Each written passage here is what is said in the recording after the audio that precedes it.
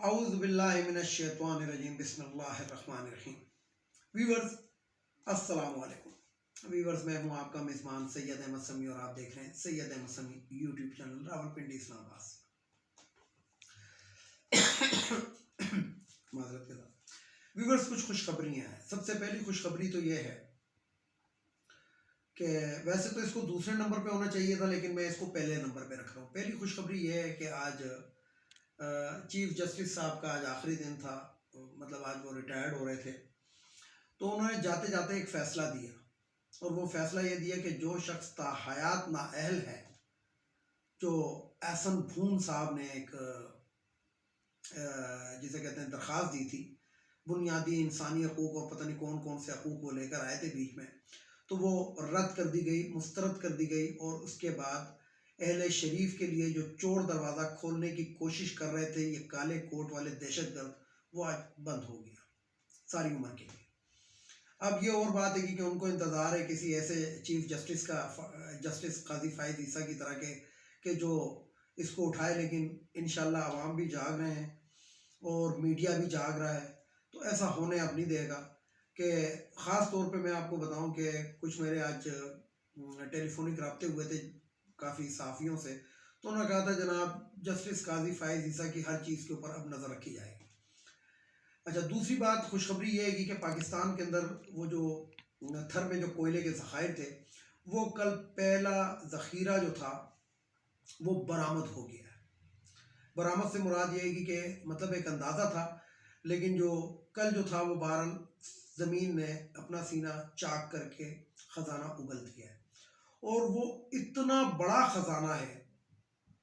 کہ پاکستان صرف یہ جو ایک جگہ سے جو کوئلہ نکلا ہے،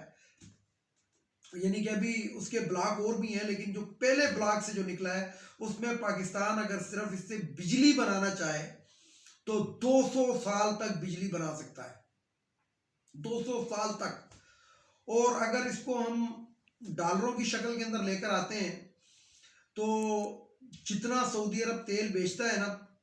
اس سے زیادہ ہمارا کوئلہ جو ہے وہ جسے کہتے ہیں کہ قیمت زیادہ کر رہا ہے۔ یعنی کہ جو ہم سعودیہ سے تیل خریدتے ہیں اور دنیا خریدتی ہے، یعنی کہ جتنا سعودی عرب تیل دے کے کماتا ہے اتنا ہم پر ڈے کوئلہ دے کے بھی کما سکتے ہیں۔ یعنی کہ ایک پاکستان کے ریکوڈیک کے بعد بہرحال یہ ایک بہت بڑی خوشخبری ہے کہ ریکوڈیک بھی ہمارے ہاتھ میں آ گیا ہے، اور اس کے بعد یہ تھر بھی آ گیا ہے، تھر کا کوئلہ بھی ہمارے ہاتھ لگ گیا ہے، اور اتنی زیادہ گہرائی بھی نہیں ہے، ٹوٹل جو ہے وہ 145 میٹر کی گہرائی کے اوپر یہ نکلا ہے۔ اب جو ہمارے ملک کو جو لوٹنے کھسوٹنے کے اندر جو شامل رہے نا مافیاز، کارٹیلز، جس کو سیزن مافیا بھی کہتے تھے ثاقب نثار صاحب، تو اب وہ جو ہے نا مزید ان کی نظریں جو ہیں اس پہ گڑیں گی کہ اب کس طریقے سے پاکستان کے اندر دوبارہ اقتدار حاصل کریں اور دوبارہ سے اس کو لوٹ کھسوٹ کریں۔ تیسری خوشخبری یہ ہے کہ ایک وہ فاسٹ ٹریک جو سی پیک کے تھرو ڈلنا تھا ٹرین کا، اس کے اوپر بھی آج کام شروع ہو چکا ہے، اور بڑی ریکارڈ مدت کے اندر بنانے کا عندیہ دیا گیا ہے۔ چوتھی بات یہ ہے کہ پاکستان جو ہے 74 سال کی جو اپنی امریکہ کی جو توفیلی ریاست بنا تھا 74 سال سے، وہ بھی آج ختم ہو گئی ہے، اور پاکستان نے رشین بلاک میں جانے کا فیصلہ کر لیا ہے۔ اور سب سے آخر میں آپ کو بتاؤں کہ تقریباً 880 کلومیٹر کی ایک روڈ بنی ہے جو پاکستان کو اور چائنا کو ملائے گی، اور وہ ریکارڈ مدت کے اندر بنی ہے، لیکن بغض عمران کے اندر میڈیا جو ہے یہ چیزیں نہیں دکھا رہا، اور جب عمران کی حکومت نہیں تھی تو لیپ ٹاپ اور وہ سستی روٹی اور یہ تمام چیزیں میڈیا بڑی بھرپور کوریج سے دکھاتا تھا، لیکن اب یہ چیزیں وہ نہیں دکھاتا۔ تو کل میں نے اپنی فیس بک کے اوپر یہ اس روڈ کی تصویر وائرل کی ہے جس کے اوپر باقاعدہ ٹریفک چل پڑا ہے۔ اور سب سے آخر میں آپ کو بتاؤں انہی خوشخبریوں کو ایک تسلسل کے ساتھ کہ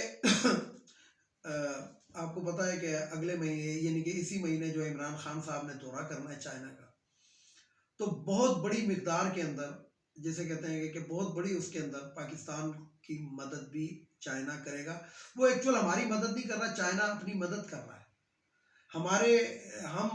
تندرست ہوں گے، ہم توانا ہوں گے، ہم تکڑے ہوں گے تو چائنا بھی تکڑا ہوگا، کیونکہ اگر آپ اس ریجن کے اوپر نظر ڈالیں تو ایک طرف چائنا کے انڈیا بیٹھا ہے جس کی اور چائنا کی لگتی نہیں ہے،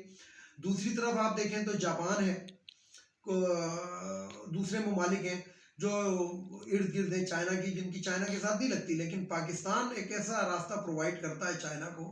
کہ جو اپنے دوست ممالک کی طرف فاسٹ ٹریک ہے، تو اس لیے چائنا اپنی مدد کے تحت ہماری مدد کر رہا ہے، کوئی احسان نہیں ہے۔ یہ تو تھی خوشخبریاں عوام کے لیے، جو جس کے لیے ہم ایک وہ کرتے ہیں، دعائیں کرتے رہتے ہیں کہ اب ایک کوئی مسیحی اس طرح کا ہو یا کوئی اس طرح کا جسے کہتے ہیں معجزہ ہو جائے کہ پاکستان پہ سے قرضے اتر جائیں۔ تو یہ آپ سمجھ لیں کہ ایک طرح سے یہ معجزے ہی ہیں کہ پاکستان کی سرزمین جو ہے وہ سونا اگلے گی، اور کالا سونا، کوئلے کو کالا سونا بھی کہتے ہیں، اور یہ جو کالا سونا ہوگا نہ صرف یہ ہمارے قرضے اتار سکتا ہے بلکہ ہماری توانائی کی ضرورت کو بھی پورا کر سکتا ہے اور سینکڑوں سال تک کر سکتا ہے۔ اور اگر اس کے اندر ہم متبادل ذرائع بھی اس کے ساتھ ساتھ تلاش کرتے رہیں تو کوئی حرج نہیں ہے کہ، اور کوئی وہ بھی نہیں ہے، بیاس بھی نہیں ہے کہ پاکستان جو ہے وہ دن دگنی رات چگنی ترقی کرے، لیکن مسئلہ یہ ہے کہ قیادت ہمیں ایسی میسر ہو، ہمیں عدلیہ ایسی میسر ہو، ہمیں بیوروکریٹس ایسے میسر ہوں کہ جو پاکستان کے مخلص ہوں، کسی خاندان کے مخلص ہوں۔ اب آتے ہیں ذرا کل کی خبروں کی جانب، یعنی کہ جو 2-3 دن سے جو خبریں گشت کر رہی ہیں، میں اس کے تواتر سے 2 دن میں نے اس کے اوپر اپنا ویلاگ بھی کیا، جسٹس قاضی فائز عیسیٰ کے کیس کا جو تفصیلی فیصلہ، آج میں نے اس کا بہت باریک بینی سے جائزہ لیا، میں نے بذات خود۔ تو اس کے اندر بڑے قانونی سقم موجود ہیں۔ سب سے پہلی بات تو یہ ہے کہ انہوں نے جو قاضی صاحب، وہ جو ہیں افریدی صاحب جو جج ہیں، آئی ڈونٹ نو، افریدی قوم پاکستان کی بہت جسے کہتے ہیں کہ ہمدرد قوم ہے، اور افریدیوں کے بارے میں مشہور ہے کہ وہ پاکستان کے بہت مخلص قوم ہے، لیکن یہ خدا جانے کہ کون سے افریدی، لیکن مسئلہ یہ کہ 5 انگلیاں برابر نہیں ہوتی۔ عیسیٰ کے گھر میں بھی تو، وہ فرعون کے گھر میں بھی تو عیسیٰ پیدا ہو گئے تھے، پلے بڑے تھے، تو اسی طریقے سے یہ ایک فرعون سمجھ لیں کہ افریدیوں میں پیدا ہو گیا، تو کوئی بڑی بات نہیں ہے۔ تو اس نے لکھا ہے، اور جو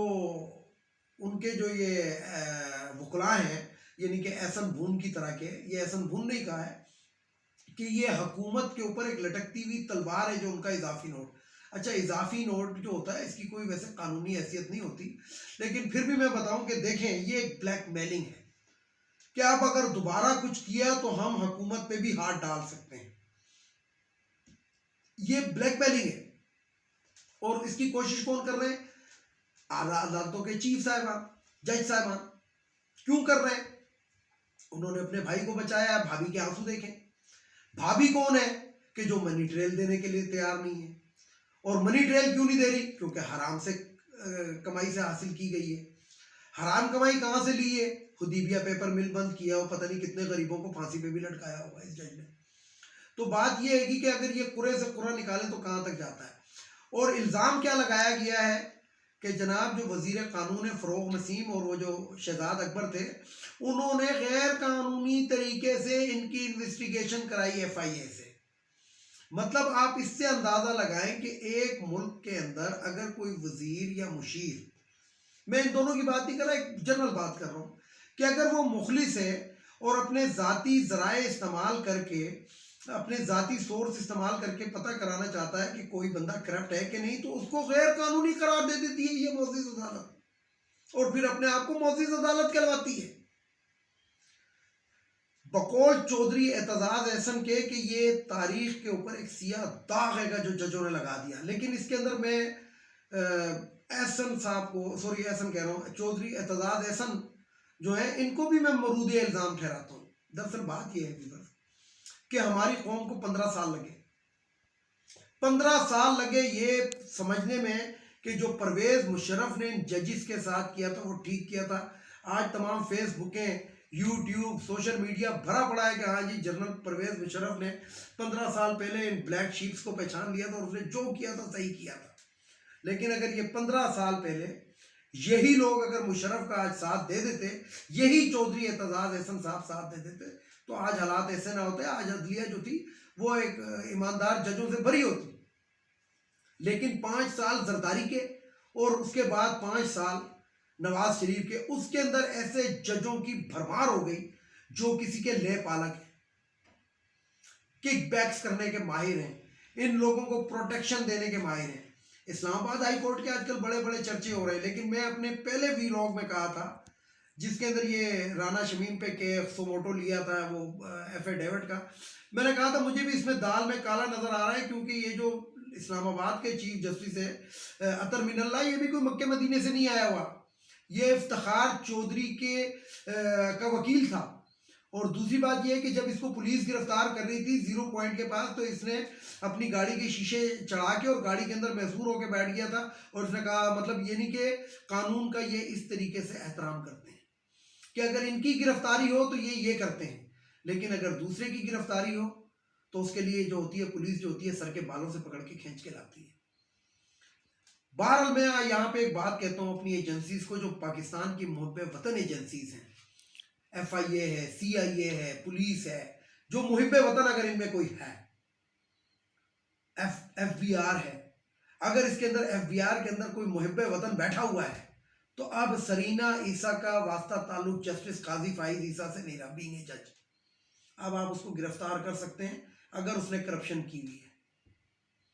پھر آپ کسی جج کے فون کو خاطر میں مت لائیے گا، اور اگر لائیں تو ریکارڈنگ کریں، ریکارڈنگ کر کے میڈیا کے اوپر لے آئے، اخباروں میں لے آئے، دنیا کے اندر لے آئے کہ ہاں جی یہ تو جج صاحب کہتے تھے میرے بیوی بچوں سے میرا واسطہ تعلق ہی نہیں ہے، ابھی یہ جناب ان کے سرپرست اعلیٰ بن کر آ رہے ہیں۔ کیونکہ یہ میں نے اپنے ویلاگ کے اندر 2-3 دن پہلے کہا تھا کہ ایک جج کے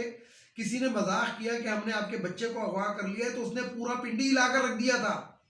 اور فیصلوں کے اندر کرسیوں پہ بیٹھ کے کہتے ہیں کہ جناب ہمارے بیوی بچے جو کریں ہم ان کے ذمہ دار ہی نہیں ہیں۔ تو یہ جو دوغلا معیار ہے، یہ دوغلا معیار اسی طرح ہوگا کہ آج کل ہر ایک کے پاس یہ سونے کی ڈبیا موجود ہے، جادو کی ڈبیا، اس جادو کی ڈبیا کے اندر اس طرح کے کرپٹ لوگوں کی بات کو ریکارڈ کریں اور انیئر کریں۔ یعنی آپ نے وہ ایک فلم دیکھی ہوگی، وہ انڈیا کی وہ منا بھائی کچھ وہ گاندھی والی کوئی فلم تھی، اس کے اندر یہی تھا کہ ریکارڈنگ کریں اور وائرل کریں تاکہ ان لوگوں کے مکروہ چہرے لوگوں کو نظر آئے، ان ججز کے مکروہ چہرے لوگوں کو نظر آئے، اس مکروہ عہدوں کے اوپر جو لوگ بیٹھے یہ دنیا کو پتہ لگے کس ڈھٹائی سے ان 6 ججز نے اپنے بھائی بندے، یہ پری پلانڈ ہے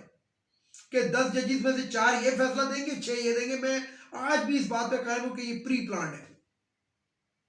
اور چودھری اعتزاز احسن کے لیے میں صرف اتنا ہی کہوں گا کہ آپ نے یہ سب کچھ کروایا ہے، آپ نے اس عدلیہ کو بدمعاش بنوایا ہے، آپ نے ان وکلا کو بدمعاش بنوایا ہے۔ کب بنوایا ہے؟ افتخار چودھری کے ساتھ مل کے۔